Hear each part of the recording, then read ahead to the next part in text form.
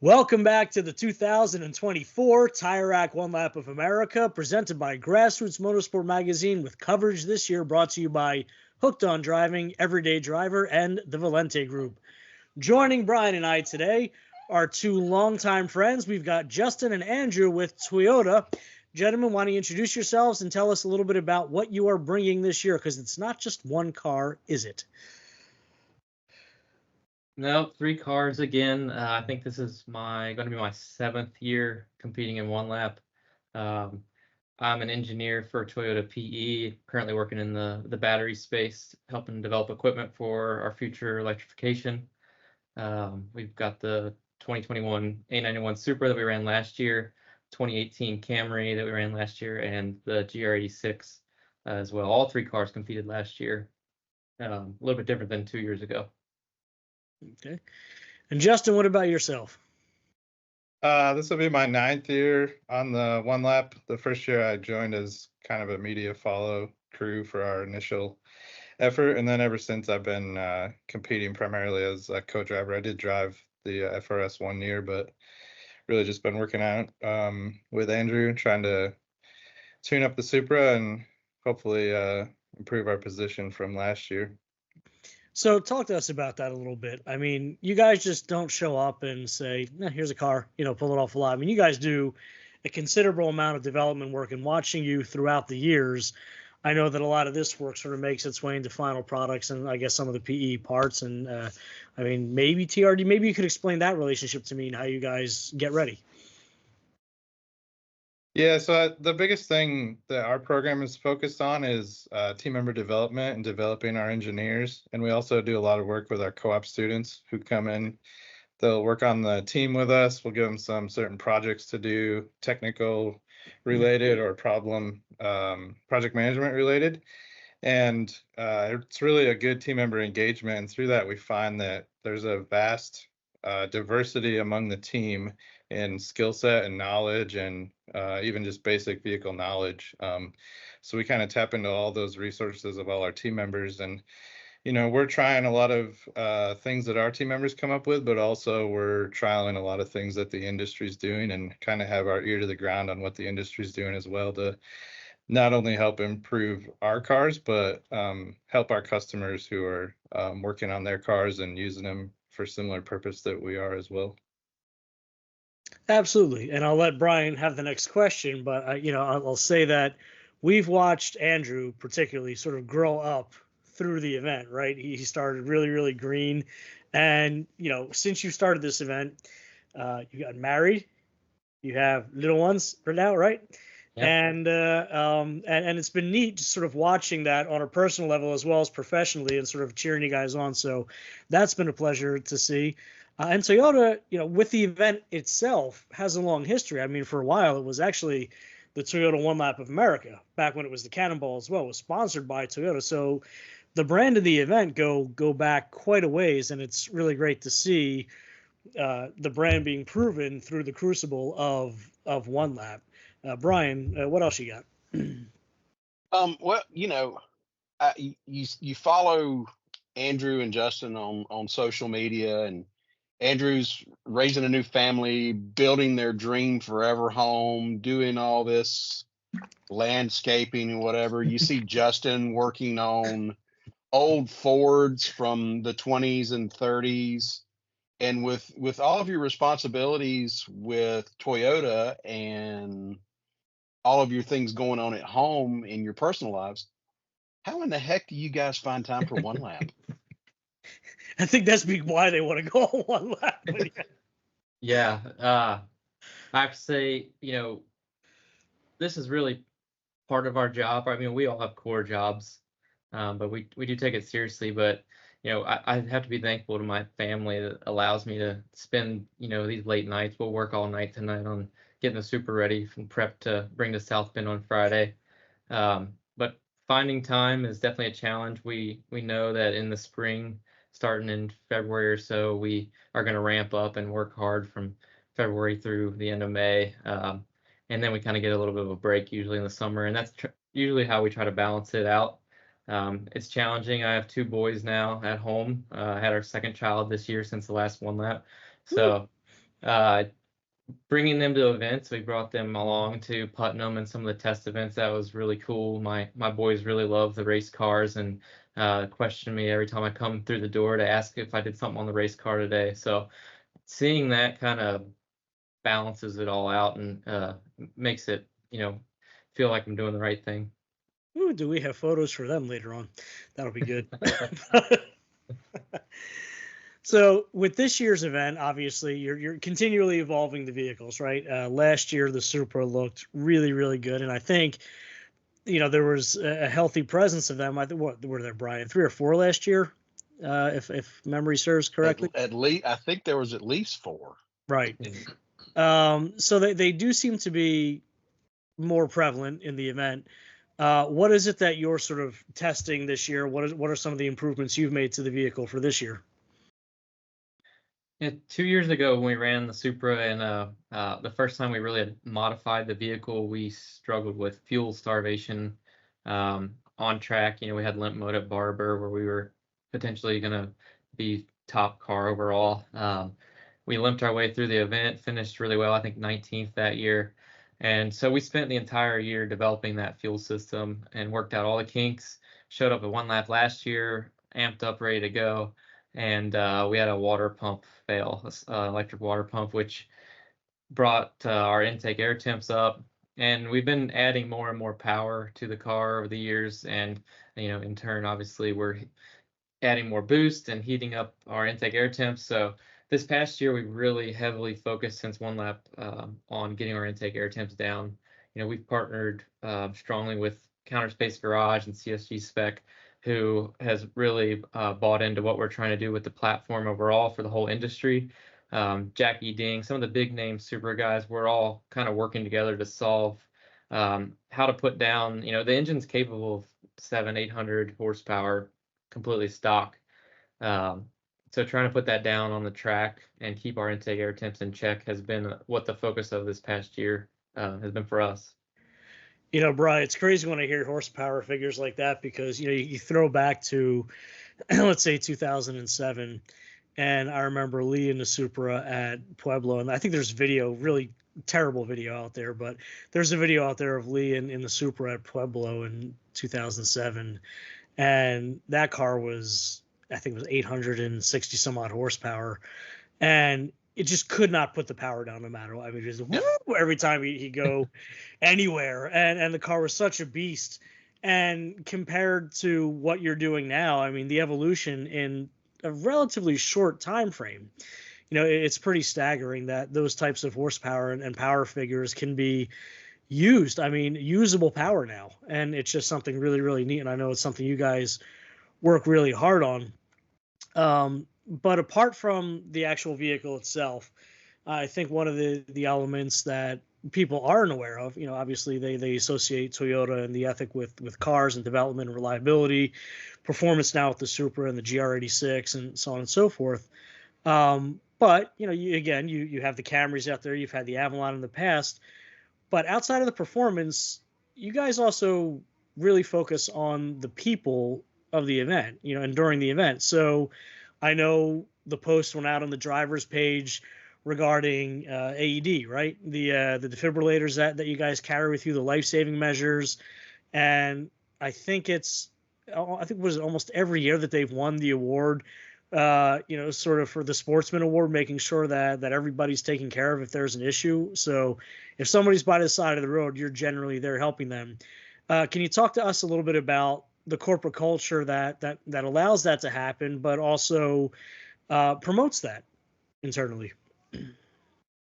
Yeah, Toyota has a really great corporate culture in general, and safety obviously is our number one priority, not only for our team members, but also for our customers and our community. And we're really centered around helping out the community as much as possible, as you can see through our various sponsorships and fundraisers that Toyota does on a corporate level. But I think for us, it's just about that culture of looking out for each other, our fellow teammates, our customers, and anyone else who needs that help along the way.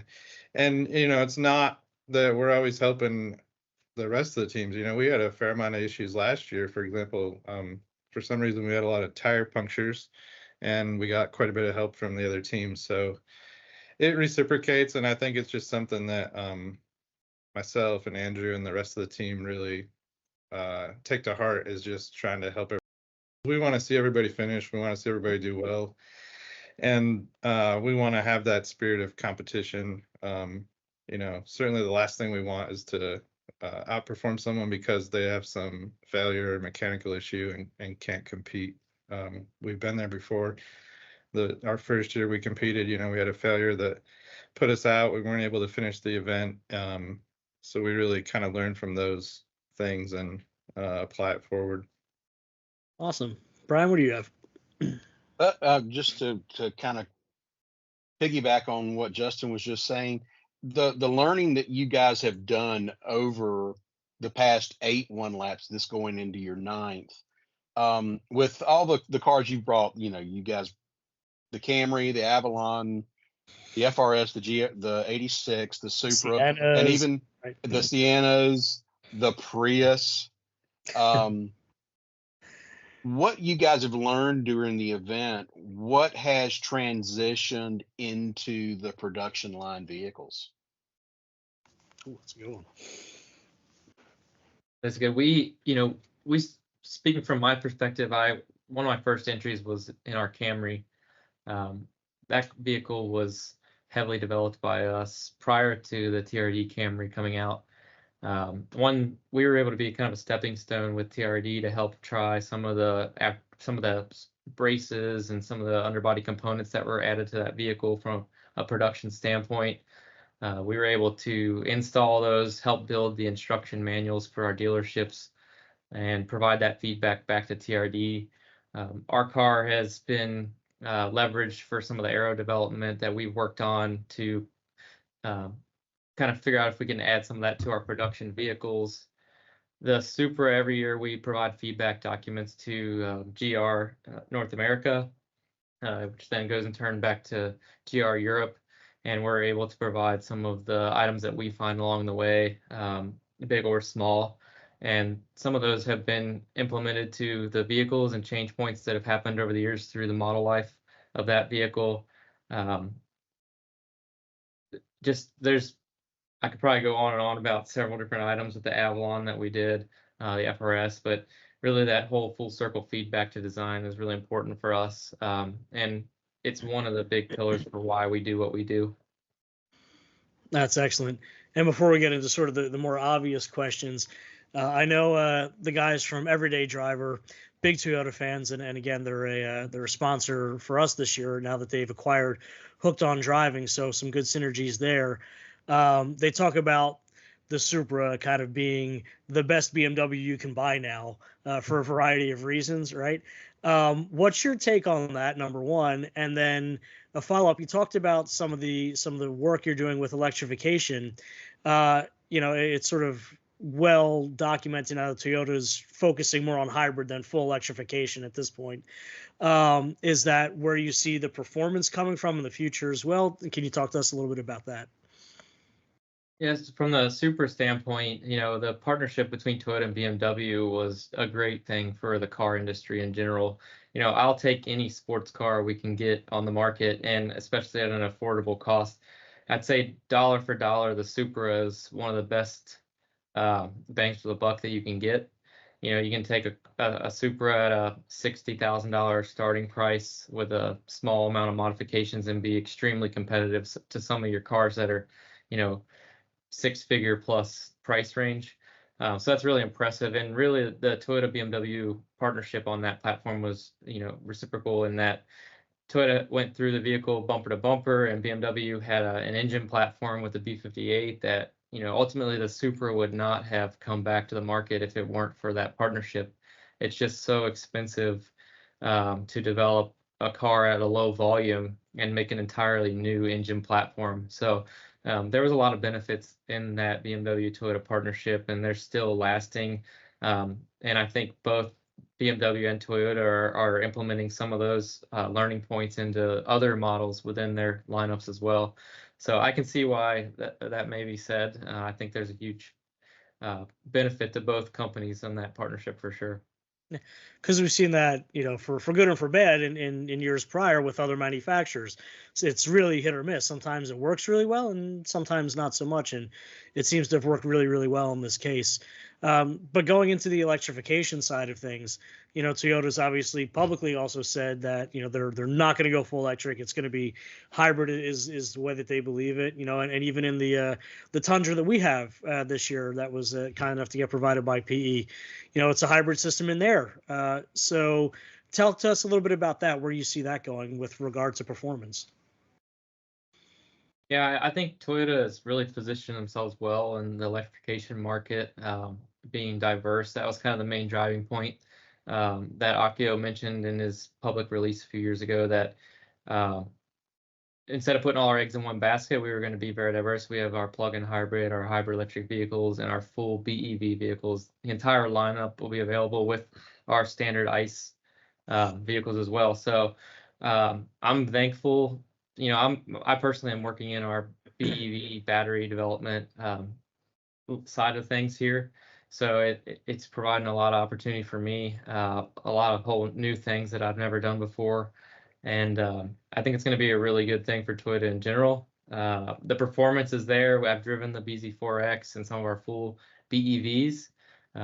They're mind-blowingly fast and high torque immediately. So I'm really interested to see how that develops throughout the years, especially our executives are pushing one lap in performance. Maybe it's time to start dabbling into the electrification market. So there was a talks. The new Camry is all hybrid that's coming out. They're just launched. So even from our executive team, there's some push now to start transitioning from our 2018 Camry to the electrified Camry to showcase that electrification is not a scary thing and it can be very competitive, and it's here to stay. And I think that was one of the things that they pointed out on the last podcast when they were at that launch. I think from Paul and Tom, they were talking about how the car, it still feels like a good solid 4-door sedan, but it just feels. I think they were the exact line was it had just enough power for what the chassis could handle at that point, and it felt lively and sporty, just enough to where it's not Nürburgring approved. It's comfortable, but it's definitely a step in the right direction. And they always say the proof is in the pudding, right? And when you talk about full electrification and what's going on with that industry in general, just take a look at Ford's earnings. They've got a whole boatload of the Lightnings that they can't get rid of right now, and they've taken a tremendous hit on the was it something to the tune of a little over 1.3 billion, if I'm not mistaken, on the truck market side of things, and their Ford, I guess it was it Ford Blue side of the company that does that. And yeah, it's driven down their numbers exponentially. So proof's in the pudding, and the business case speaks for itself. So good deal there. Bryan, you want to start talking about some of the tracks? Let's bring this back more toward one lap. Yeah. Two questions for each of you. Which track are you looking forward to most this year? And then both of you give me 2 tracks that we've not been to that you would like to see on the one lap one day. I'll let you go first, Justin. He was hoping you go first. I need to think about it. Yeah, that's a tough one. I'm kind of most looking forward to Hedge Hollow. It's a new track. We did get out there this spring, and it's very interesting, really nice facility. And I'm kind of curious to see how it's going to play on one lap. So for sure, I would say Hedge Hollow is probably the one that I'm most interested in. I think for me, I've driven every track this year through our testing here the past few months or in prior one laps, but I don't remember High Plains so well. I ran 6 total laps there on one lap years ago when we were there. I was in the GR86, which with the terrain there, it felt like it needed a little bit more power to get up the hills. So I'm really looking forward to High Plains in that it's pretty new to me. I haven't been there this year or in many years, and I'm coming in a car that has power. And I also have a small advantage in that we're a turbo car, and I think in the elevation there may be some benefits to a turbo car over some of the naturally aspirated, as long as we can keep it cool. So I'm looking forward to high planes the most, I would say. Okay.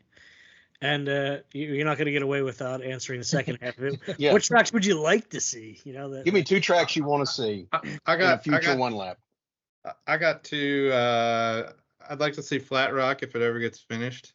Yes. And Monticello. Really? No. Okay. No. Oh, you know, I'm at the disadvantage here in that I think,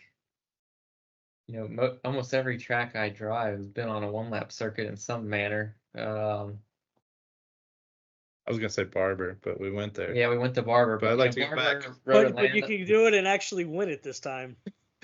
Yes, I think we'd be highly competitive.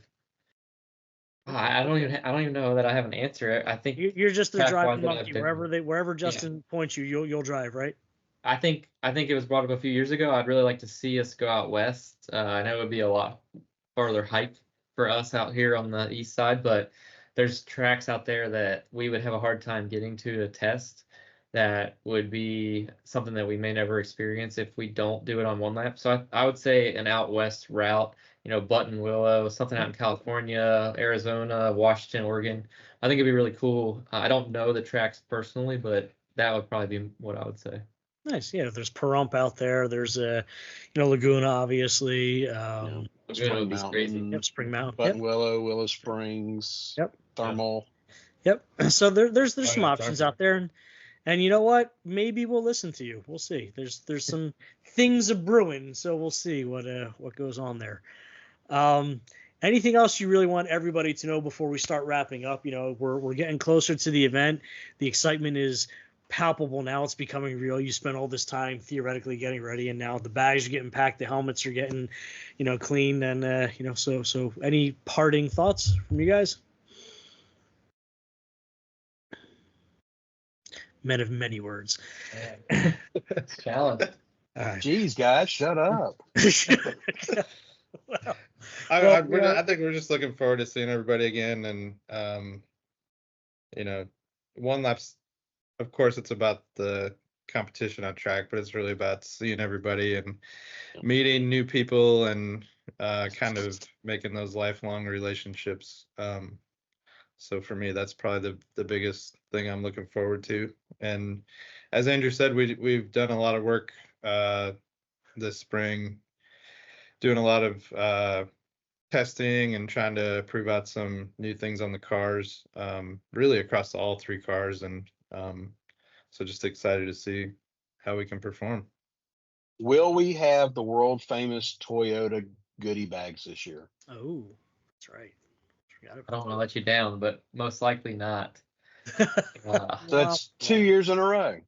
Jeez. Well, last year the Goodyear guys messaged us and let us know that they were bringing a goodie bag, so we didn't want to steal any thunder there, and they did a really good job. They had the hats I still wear all the time, and so it kind of carried over this year. And then with the stamping truck, with the one lap truck, we kind of decided to let that be the main showcase for what Toyota was providing. You could have stamped little tiny tailgates for everybody, Yeah. like keychain size. But You need to call Kirk up and see if he can get that through with the tilt lab. there's plenty of time, right? Yeah.